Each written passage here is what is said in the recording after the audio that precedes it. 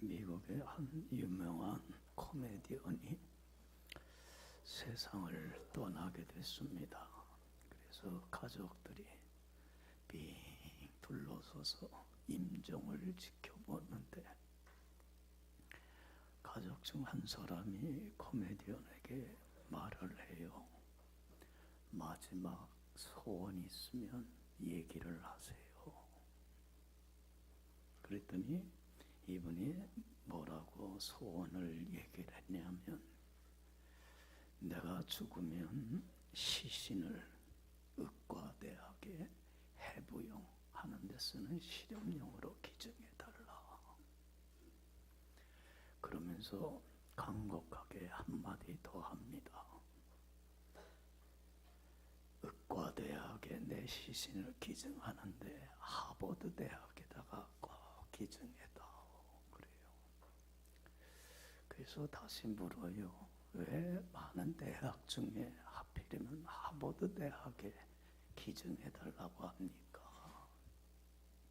그럴 때 그가 그렇게 대답을 해요. 어렸을 때 아버지가 내가 공부가 잘해서 하버드 대학 들어가길 원했는데 아버지 소원을 들어드리질 못했어요. 그래서 죽어서라도 하버드 대학에 들어가서 아버지 소원을 들어드리고 싶다고. 여러분들 마지막 소원이 참 코미디언 나와요. 여러분 하나 물어볼게요. 여러분들의 소원은 뭡니까? 죽는 날까지 이것만은 꼭 이루었으면 좋겠다고 하는 간절한 바람, 꿈, 비전은 뭡니까? 네? 돈 많이 벌었으면 좋겠어요? 아니면 좋은 집 장만했으면 좋겠어요? 여러분들, 우리 예수 믿는 사람들은 세상 사람들과 같은 이런 시시한 꿈을, 비전을 품고 사는 사람들 아닙니다. 우리는 어떤 꿈을 갖고 사는 사람들이에요? 주님이 주시기는, 주님이 품기를 원하는 꿈 하나를 갖고 살아가는 사람들이에요. 그렇죠? 여러분들, 우리 예수 믿는 사람들은 저나 여러분 모두가 같은 꿈을 품어야 됩니다. 그리고 같은 소망을 갖고, 그리고 같은 곳을 바라보면서, 그리고 같은 이 꿈, 하나님이 주신 이 꿈을 이루기 위해서 서로 도와주고 위로하고 격려하고 붙들어주면서 이 꿈을 이루는 데에 최선을 다하는 삶을 살아가야만 합니다. 우리가 하나님이 우리에게 품기를 원하는 꿈, 비전은 뭡니까? 다른 거 아니잖아요. 거룩한 하나님 자녀답게 사는 겁니다. 할렐루야, 할렐루야. 그렇잖아요. 하나님이 우리에게 말씀합니다. 내가 거룩하니 너희도 거룩했으면 참 좋겠다. 그래서 우리가 가지는 꿈은 주님이 바라는 대로 하나님의 말씀에 순종하여서 한 점 부끄럼 없이 사는 것. 가정에서든지 교회에서든지 직장에서든지 학교에서든지 어느 곳에 있든지 간에 하나님 앞에 한 점 부끄럼 없이 없는 거룩하고 정직하고 진실하고 바르고 참된 삶을 살아서 하나님을 어떻게 하는 거예요? 기쁘게 해드리는 것, 하나님을 정직케 해드리는 것, 이것이 내가 살아가는 이유이고 내 삶의 목적이고 죽는 그날까지 반드시 이루기 위하여 최선을 다할 꿈입니다. 할렐루야. 아직 이 꿈이 없다면 이 꿈을 품을 수 있기를 간절히 축원합니다. 여러분들, 거룩한 하나님 자녀답게 살아서 하나님을 영화롭게 해드려야지. 내 마음에 이런 꿈을 주신 이는 누굽니까? 누구셔요? 하나님이십니다. 이 꿈을 향하여 최선을 다하여 살아가게 하실 이도 누구십니까? 하나님이십니다. 그리고 이 꿈을 반드시 이루어 주실 이도 하나님이십니다. 저는 빌립보서 2장 13절 말씀 참 좋아합니다. 너희 안에서 행하시는 이는 누구시니? 하나님이시니 자기의 기쁘신 뜻을 이루기 위하여 너희로 소원을 두고 행하시느니라. 그러니 아무 일을 원망과 시비가 없이 하라. 여러분, 거룩한 하나님 자녀답게 살아가는 길이 참으로 어렵고 힘들어도 원망도 하지 말고 불평도 하지 말고 시시비비도 가리지 말고 천국 가는 그날까지 이 꿈 하나 가지고 최선을 다하여 살아가야 될 줄로 믿습니다. 여러분, 거룩한 하나님 자녀답게 사는 삶, 하나님을 기쁘게 하는 삶만큼 가치 있고 의미 있고 보람 있고 행복하고 축복된 인생이 없습니다. 그렇지 않아요? 네? 한 번 주어진 인생인데 우리 두 번 사는 거 아닌데 한 번 주어진 이 인생 후회함이 없는 정말 행복한 삶을 살아야 돼. 의미 있는 인생을 살아야 돼. 여러분들 보세요. 내가 말씀에 순종하며 주님 안에 거하면 주님이 어디 안에 거해요? 내 안에 거해요. 늘 설교하지만 주님과 하나됨을 이루게 됩니다. 주님과 화목하게 됩니다. 여러분들 주님을 얻게 되면, 주님을 소유하게 되면 주님은 세상 끝날까지 나와 함께 하소서 나의 전 삶을 책임져 주십니다. 할렐루야. 평탄하게 하시고 형통케 해주십니다. 특별히 하나 주님이 주시는 온갖 좋은 것들이 내 삶 속에 차고 넘치는데 주님이 주신 참된 기쁨과 평강과 사랑이 내 속에 넘치어서 범사에 늘 감사가 충만하게 차고 넘쳐나는 천국과 같은 행복한 삶을 삽니다. 할렐루야. 여러분들 보세요. 천국과 같은 행복한 삶을 내가 살아갈 때에 행복 바이러스는 퍼져요, 안 퍼져요? 퍼져요. 우리 가정이 어떤 가정으로? 천국과 같은 가정으로. 우리 교회가 천국과 같은 교회로. 우리가 살아가는 이 세상이, 사회가 천국과 같은 곳으로 변화돼가는 기적의 역사가 하나님의 미랄과 같은 보잘것없는 나를 통하여서 그 기적은 이루어간다는 사실이에요. 할렐루야. 여러분들, 나를 가장 사랑하는 길이 여기에 있습니다. 우리 가정을 가장 사랑하는 길이 여기에 있습니다. 우리 교회를 사랑하고 이 나라를 사랑하고 세계를 가장 사랑하는 길이 바로 여기에 있습니다. 거룩한 하나님 자녀답게 살아 하나님을 기쁘게 해드리는 것만큼 행복하고 가치 있고 의미 있고 보람 있는 인생이 어디 있겠습니까? 할렐루야. 할렐루야. 우리는 이 꿈 하나 갖고 사는 사람들이, 하나님은 반드시 이루어 주십니다. 여러분들 잘 알듯이 헬렌 켈러 아실 겁니다. 헬렌 켈러는 앞도 보지 못하는 장님이고 듣지도 못하는 귀머거리고 말도 못하는 벙어리입니다. 그런데도 헬렌 켈러는 그 장애와 난관을 다 극복하고 얼마나 가치 있고 의미 있고 보람 있는 축복된 인생을 살았습니까? 여러분들, 우리 몸이 건강한 우리보다 훨씬 행복한 삶을 살았어요. 그가 인생을 마감하면서 이런 말을 남겼습니다. 나는 참으로 아름답고 행복한 인생을 살았다. 여러분들, 헬렌 켈러가 그러한 장애와 난관을 극복하고 자신도 행복하고 많은 사람들을 행복하게 하는 복의 근원으로서의 사명을 다 감당하는 축복된 인생을 살 수 있었던 것은 그 사람에게는 비전 하나가 있었습니다. 하나님이 주신 비전입니다. 뭡니까? 거룩한 하나님 자녀답게 살아서 하나님을 정직케 하는 것.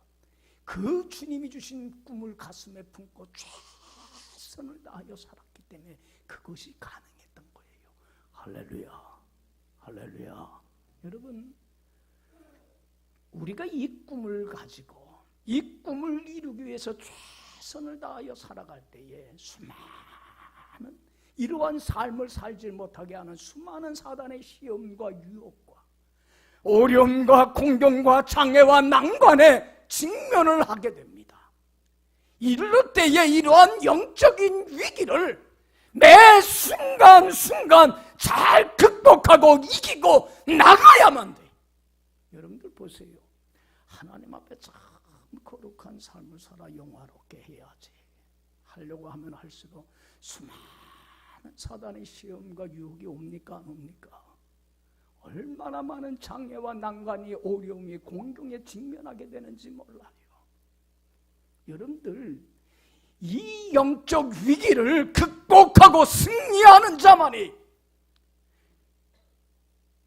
이 꿈을 이루어가고 이러한 축복된 인생을 살아갑니다.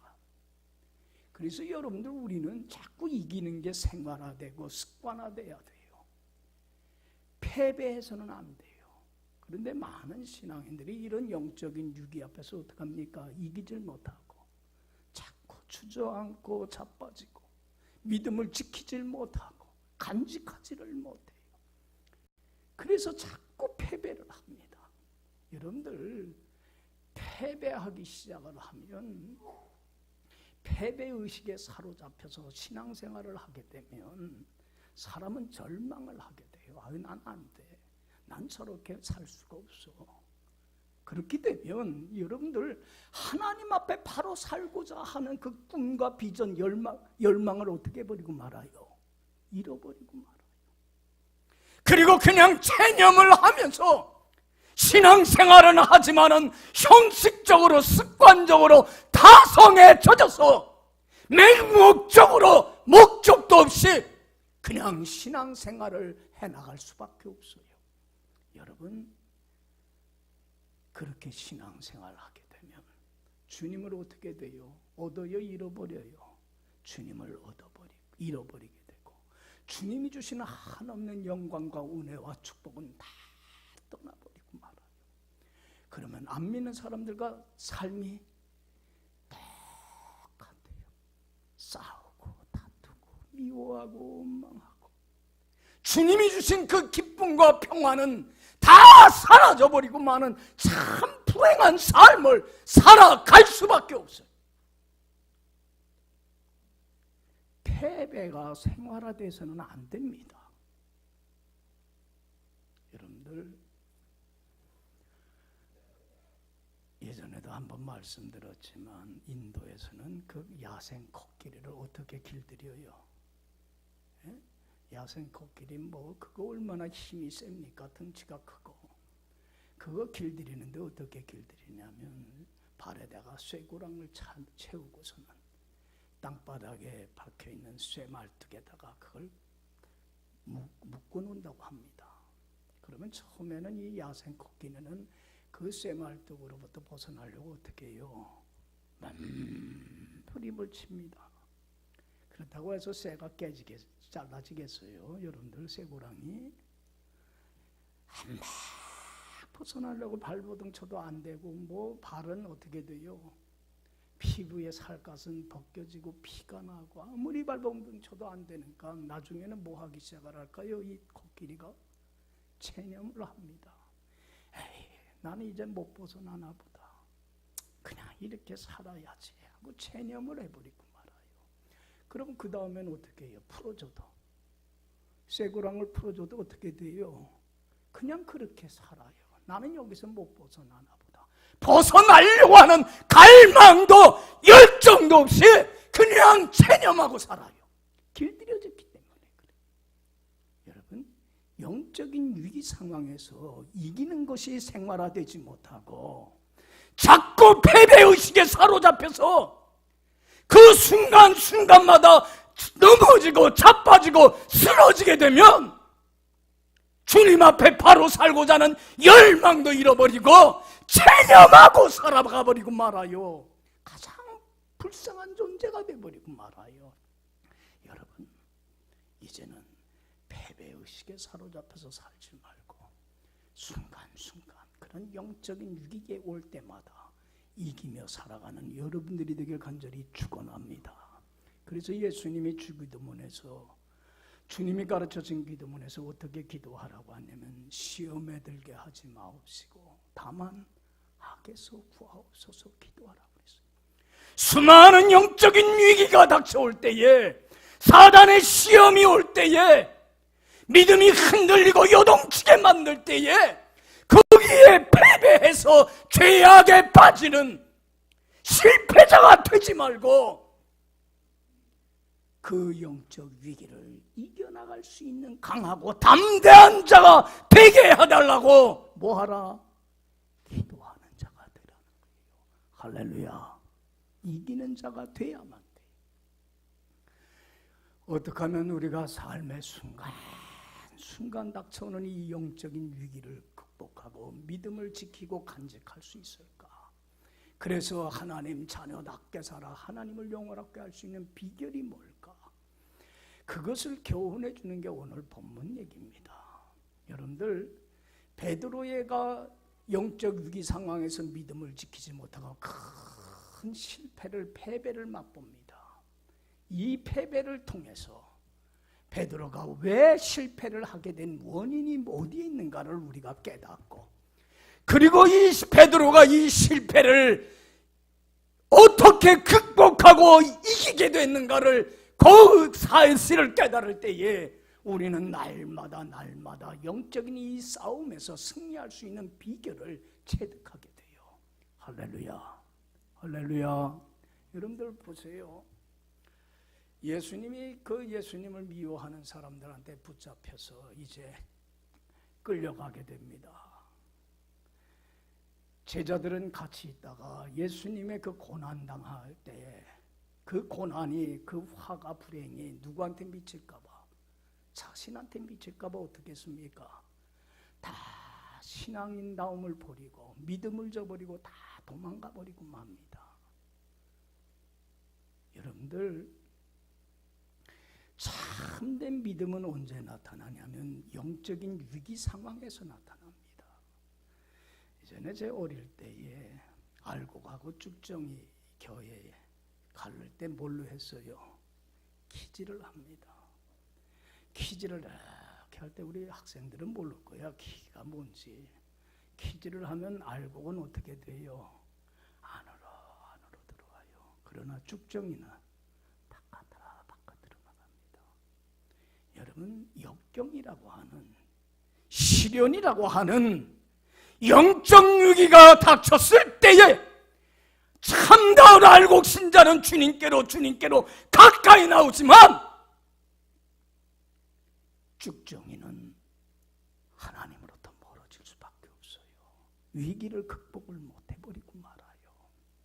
여러분, 제자들은 3년 동안 예수님을 믿고 따랐지만 쭉정이와 같았어요. 영적 위기의 상황이 닥쳐오자 믿음을 지키지 못하고 주님 때문에 화가, 고난이, 역경이, 불행이 자신에게 임할까봐 그게 두려워서 다 떠나버리고 말아. 그래도 수제자인 베드로는 그래도 수제자라고 예수님의 안위가 걱정이 돼서 어떻게 했어요? 멀찍이 거리를 두고 따라갑니다. 예수님이 어떻게 될까? 여러분들, 오늘 그게 본문 말씀 내용이에요. 그리고는 붙잡힌 예수님은 대제사장의 집에 끌려가서 거기서 대제사장, 서기관, 장로들, 사내들인 공회의원들이 모인 곳에서 재판을 받습니다. 그런데 그 재판 받는 장소에서 뜰에서 멀찍이 해서 그것을 곁눈질로 이렇게 지켜보고 있을 때에 큰 또 영적 위기를 베드로가 맞게 됩니다. 계집종이 베드로를 알아보고 뭐라 그래요? 저 사람도 누구다?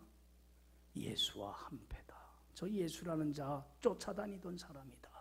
같은 도당이다. 그래요. 여러분들 그때의 베드로가 용감하게 담대하게 그래 나 크리스천이다. 나 예수 믿는 사람이다.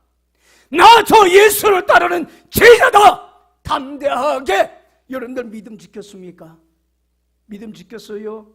믿음 못 지켰습니다. 비겁하게 뭐라고 그랬습니까? 나 예수라는 자 옛자도 못 들어봤다. 저 사람 아무런 나하고는 상관이 없다. 3번씩이나 저주하고 맹세하면서까지 내가 예수를 아는 사람이라고 한다면 내가 하나님의 천벌을 받을 자다. 저주하면서까지 예수님을 저버리고 맙니다. 믿음을 지키질 못합니다.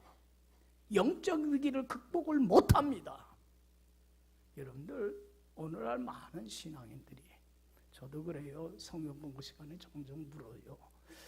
믿음을 위해서 죽는 한이 있어도 어떤 환난과 핍박이 와서도 믿음 지킬 준비가 돼 있습니까? 그러면 다들 그래요. 난 순교해도 믿음 하나만은 지킬 겁니다. 그래요? 여러분들 여러분들 아무리 어렵고 힘든 일이 있어도 믿음 하나만은 지킵니까? 조금만 어려움이 닥쳐도 조금만 시험이 와도 믿음 하나 지키지 못하고 갈팡질팡해버리고 마는 영적인 위기를 극복하지 못하고 주저앉은 패배자의 삶을 우리도 살고 있잖아요. 베드로를 향해서 뭐라고 얘기할 수 없는 거예요. 여러분들 베드로가 왜 이 영적 위기를 극복하지 못하고 실패했습니까? 원인이 뭡니까? 원인을 알아야 돼요. 그래야 실패를 딛고 일어섭니다. 원인이 뭡니까? 가장 큰 원인은 자기를 몰라서 그래요. 여러분들 사람들은 세상 돌아가는 이치는 잘 알아요. 뭐 정치가 어떻고 경제가 어떻고 뭐 경제가 잘못될 거다 뭐 이렇게 하면 나라가 세상 돌아가는 이치는 다 알아요. 그런데 제일 무지한 게 뭘 몰라요? 사람은요 자기 자신을 제일 몰라요. 여러분들 어떻게 하면 내가 누구인가를 알 수 있는 것은 빛 대신 전능하신 하나님 앞에 설 때만이 내가 누구인 줄 알 수 있어요. 하나님 앞에 서지 않고서는 절대로 자기를 모릅니다. 베드로는 자신을 몰랐어요. 자기가 대단한 사람인 줄 착각하고 살았어요. 나약하고 보잘것없고 형편없고 비겁한 사람이란 걸 몰랐어요. 자기는 다른 사람과는 다르게 그래도 용감하고 어떤 시험이 와도 어떤 난관이 와도 나는 믿음을 지킬 만한 대단한 사람이라고 착각을 하고 살았어요. 자기 자신을 몰랐어요. 그래서 여러분들 보세요. 이 형편없는 실패를 맛본 게 자기를 뭐예요? 몰라서 그래요. 예수님이 여러분들 십자가에 달려 돌아가시기 전날 마지막 식사를 하고 제자들한테 무슨 얘기를 했습니까? 너희들이 다 나를 버리리라. 믿음 저버릴 거다. 너 나들 배반할 거다. 다 떠날 거다. 그럴 때 베드로가 뭐라고 그랬습니까? 다른 사람들은 다 주님을 배반하고 믿음 저버린다고 할지라도 나는 결단코 주님 배반하는 일 없을 겁니다. 믿음 지킬 겁니다. 그런 우스운 사람이 아닙니다. 형편없는 사람 아닙니다. 비겁한 사람 아닙니다. 자기를 특별한 존재로 생각을 했어요. 다른 사람과는 다르다고 생각했어요. 여러분도 오늘날 많은 사람들이 자기는요 다른 사람보다는 낫다고 생각해요. 그래도 나는 의리 있는 사람이고 나는 바른 사람이고 난 강한 사람이고 난 괜찮은 사람이다. 다 문제는 다른 사람에게 있지 나는 괜찮은 사람이라고 자기는 착각하고 살아가요. 그러니까 예수님은 베드로가 참 비겁하고 나약하고 형편없는 사람이란 걸 알아요? 몰라요? 알아요? 몰라요? 예수님은 알아요. 베드로는 자기를 모르지만 예수님은 알아요. 그래서 뭐라고 그랬어요? 베드로한테 너 오늘 밤 닭이 울기 전에 몇 번씩이나 나 부인할 거야? 3번씩이나 나 신앙 저버리고 나 떠나게 될 거야, 부인할 거야, 인정해요 안 해요? 자기를 모르니까 인정 안 해요. 예수님의 그 말씀에 뭐라고 그랬습니까? 내가 뭐 할지언정 죽는다고 할지라도 나 의리 있는 사람입니다. 그렇게 얍삽한 사람 아닙니다. 그렇게 모자른 사람 아닙니다. 죽는 한이 있더라도 주님을 결단코 부인하는 일, 믿음 저버리는 일 하지 않을 겁니다. 여러분, 우리가 오늘 본문에 나오듯이 계집종 앞에서도, 그것도 뭐 로마 군병도 아니에요. 창칼을 든 군인도 아니에요. 하찮은 계집종 앞에서도 고난받는 게 두려워서, 그 해가 자기한테 몰려올까 봐 어떻게 했어요? 예수님 나는 모른다고, 예자도 들어보지 못했다고 저주하고 맹세하면서까지 믿음 저버리는, 이렇게 나약한 게 베드로뿐만 아니라 나예요. 할렐루야, 할렐루야. 얼마나 나약하고 비겁한 게 우리 인간인 줄 알아요? 조금만 어려워도, 조금만 욕심이 생겨갖고 하나님의 말씀에 순종치 못해서 주님의 손과 발에 못질하며 하나님의 원수로 행하며 하나님과 하나됨을 지키질 못하는 얼마나 나약한 존재인 줄 알아요? 우리가 나를 알아야 돼요.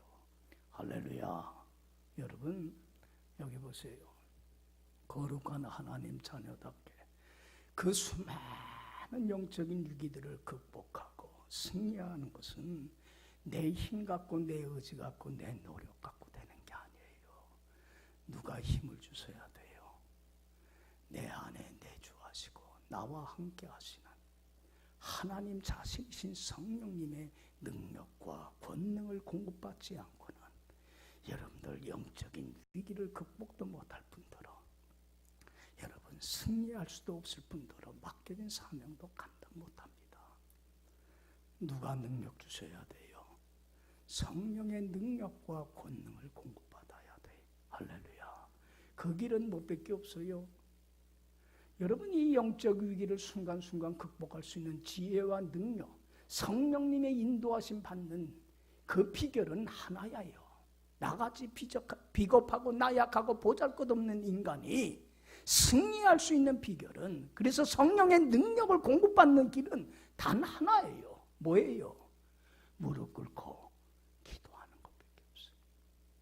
여러분들, 주님 나에게 능력 주옵소서. 성령님이여 승리케 해주옵소서. 이 영적인 위기를 헤쳐나가게 하옵소서. 기도하지 아니하면 백전백패입니다.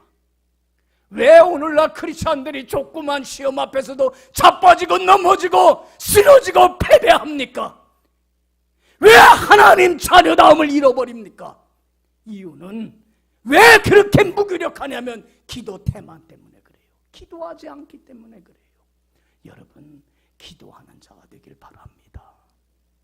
내가 무릎을 꿇을 때만이 주님의 능력으로 강한 자가 돼서 승리하게끔 되어 있습니다.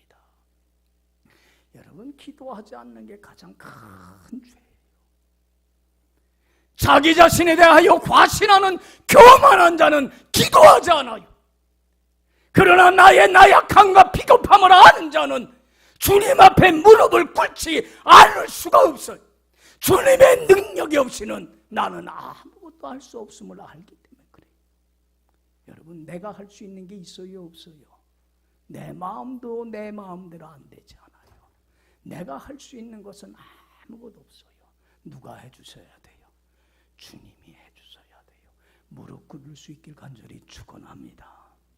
여러분들 보세요. 예수님도 겟세마네 동산에서 십자가의 죽음을 앞두고 영적인 위기가 옵니다. 십자가의 죽음의 길을 가지 못하도록 사단이 얼마나 시험을 하고 유혹을 하는지 모릅니다.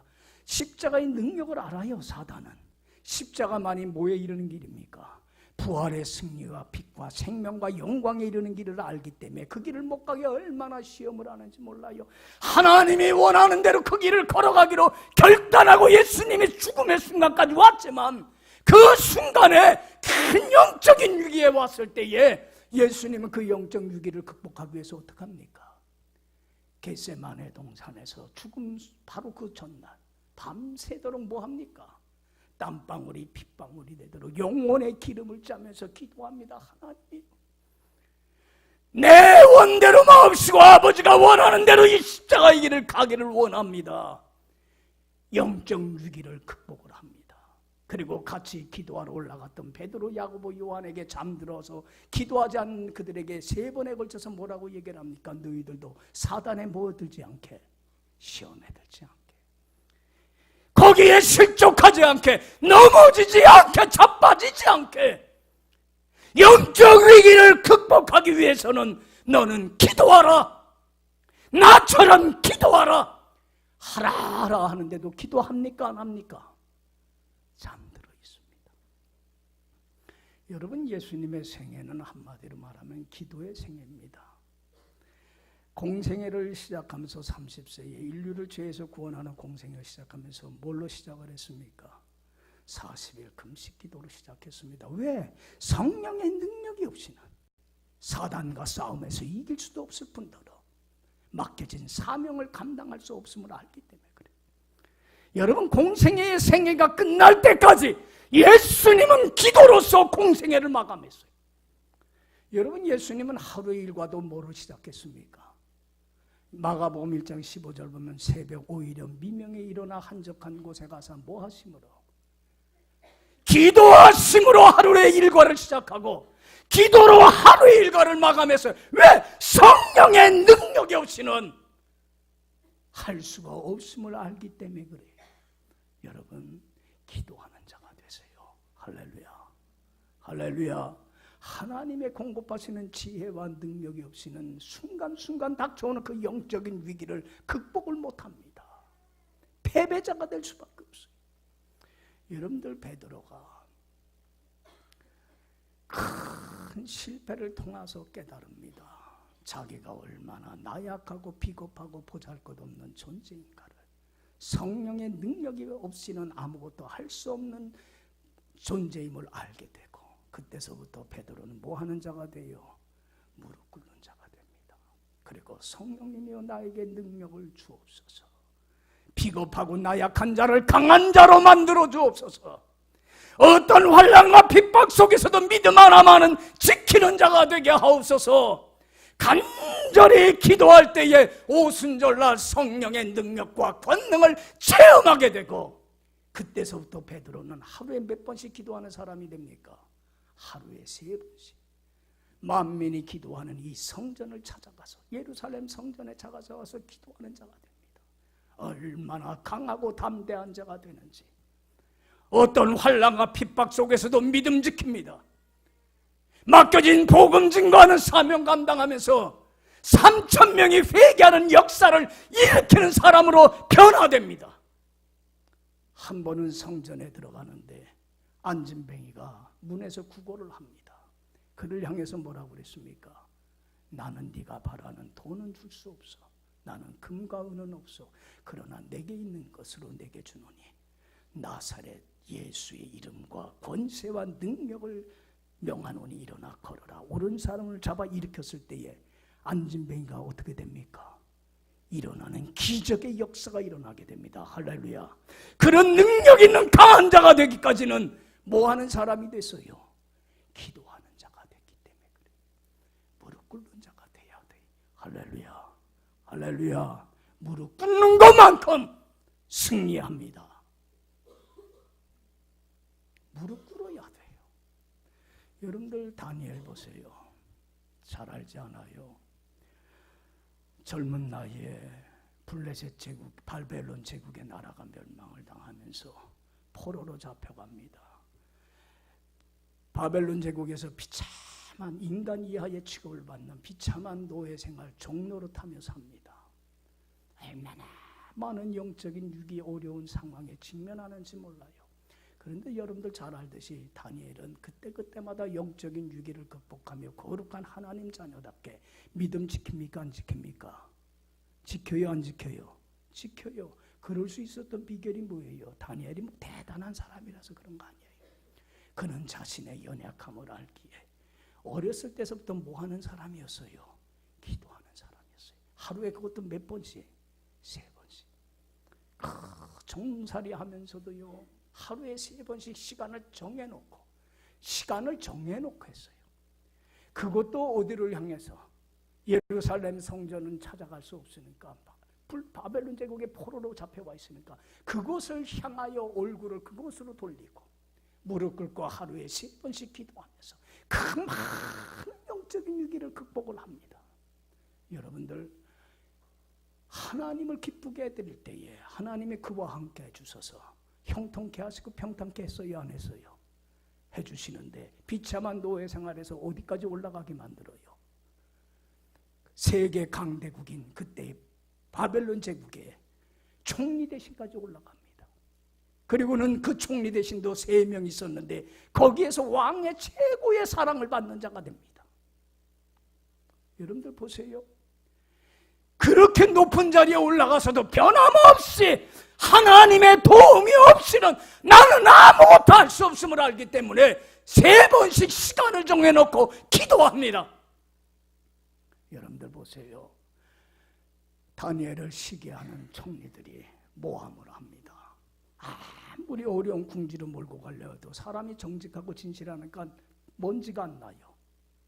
여러분들, 털면 먼지 안 날 사람들이 어디 있어요? 청문회 보니까 뭐 그냥 다 털리더만. 털 게 없어요, 다니엘은. 그러니까 이 시기하고 모함하는 자들이 어디로 모함하기 위해서 궁지에 몰아넣으려고 어떡합니까? 왕을 부추깁니다. 왕이요. 30일 동안은 왕 외에 다른 신이나 다른 사람에게 기도하는 사람은 왕에게만 충성 다하는 표시로 30일 동안은 다른 신에게 기도하는 자들은 사자굴 속에 넣도록 법령을 만들어 공포합시다. 그래서 왕의 절대 군주 앞에 벌벌 떨며 왕만 경배하게 합시다. 왕이 들으니까 좋아요, 안 좋아요? 그럼 그렇게 하자. 여러분들, 다니엘은 뭐 하는 사람인 걸 알기 때문에. 그래서 여러분들 30일 동안은 기도하면 안 돼. 우리 같으면 하겠어, 안 하겠어? 30일만 안 하고 31일서부터 시작하면 되잖아. 사자굴 속에 던져 죽게 되니까. 여러분들 아니면은 다니엘은요, 자기가 사는 집에서도 늘 시간을 정해놓고 습관대로 어떻게 해서요? 하루에 3번씩 예루살렘을 향하여, 성전이 있는 곳을 향하여 창문을 열고 무릎 꿇고 기도했어요. 그러면 다른 사람들이 자기를 궁지에 몰기 위해서 지켜보고 있는 걸 아니까 문 닫고 하면 돼요, 안 돼요? 아니면 다른 방으로 가서 기도하면 돼요, 안 돼요? 몰래. 아니면은 하나님, 제가 30일 동안만은 서서 기도하는 척만 이렇게 저 사람들이 나 궁지에 몰리니까 그렇게 하겠습니다. 그렇게 하지 않았어요. 여러분들, 그 영적 위기 상황 속에서도 어떻게 했습니까? 전에 행하던 그대로 시간을 정해놓은 그 시간에 열린 창문에서 그들이 보던 안 보던, 내가 사자굴 속에 들어가 죽던 안 죽던 신앙의 지조와 절개를 지킵니다. 무릎 꿇고 기도합니다. 그리고 하나님께 감사합니다. 하나님의 계획과 뜻이 있겠지요. 여러분들 보세요. 기도한 죄로 인해서 사자굴 속에 던져졌을 때에 그곳에서도 주님이 함께 했습니까, 안 했습니까? 하십니까, 안 하십니까? 하나님은 함께 하십니다. 거기서 건져주십니다. 그리고 왕과 다른 사람들에게 하나님은 살아계심을 드러내게 되고 하나님께 영광을 돌리게 되고, 그를 해하려고 하는 자들을 하나님이 심판하셔서 오히려 그와 그의 가족들이 사자굴 속에 던져넣어 죽임을 당하는 심판을 당하게 되고, 다니엘은 더 큰 하나님의 은혜와 영광과 축복 속에 살게 되더라는 거예요. 할렐루야. 다니엘이 여러분들 그렇게 강한 자가 된 것은 다니엘이 용감해서가 아닙니다. 그도 우리와 똑같이 어떤 사람이 비겁하고 나약하고 보잘것없고 베드로처럼 하찮은 사람이, 그러나 그가 그렇게 강한 자가 되고 믿음을 지키며 영적 위기를 극복하며 하나님께 영광 돌리는 삶을 살 수 있었던 것은 뭐하는 사람이었어요? 하나님을 전심으로 의지하는 기도의 사람이었어요. 할렐루야. 할렐루야. 여러분, 우리의 꿈은 하나입니다. 돈 버는 것도 아니고 출세하는 것도 아닙니다. 거룩한 하나님 자녀답게 살아 하나님을 영화롭게 하는 삶입니다. 이것만큼 가치 있고 의미 있고 행복한 삶은 없습니다. 그런데 이 삶을 사는 데는 수많은 이러한 삶을 살지 못하게 하는 많은 시험과 유혹과 장애와 난관과 어려운 역경들이 있습니다. 그때에 이 영적 위기를 극복할 수 있는 유일한 길은 뭐밖에 없어요? 기도밖에 없습니다. 기도 게으르지 마시고 기도하는 자가 되길 간절히 축원합니다. 기도하는 자만이 주님의 능력으로 강한 자가 되고 승리하는 자가 됩니다. 그리고 주님 안에서 주님이 주시는 풍성한 생명을 간직하고 누리는 가장 복된 자가 됩니다. 여러분, 내일서부터 우리 사순절 특별 새벽 기도회가 시작이 되는데 여러분들 나는 그냥 이렇게 살다가 그렇게 이렇게 신앙생활하다 그냥 끝나지 체념하고 포기하지 마시고 여러분들 이번 사순절 기간을 통해서 기도의 자리로 나가 주님이 주신 능력으로 승리하며 승리하는 자에게 주님이 주시는 은혜와 축복이 얼마나 크고 놀라운가를 경험하고 맛보고 체험하고 간증할 수 있는 여러분들이 되기를 간절히 축원합니다. 기도합시다.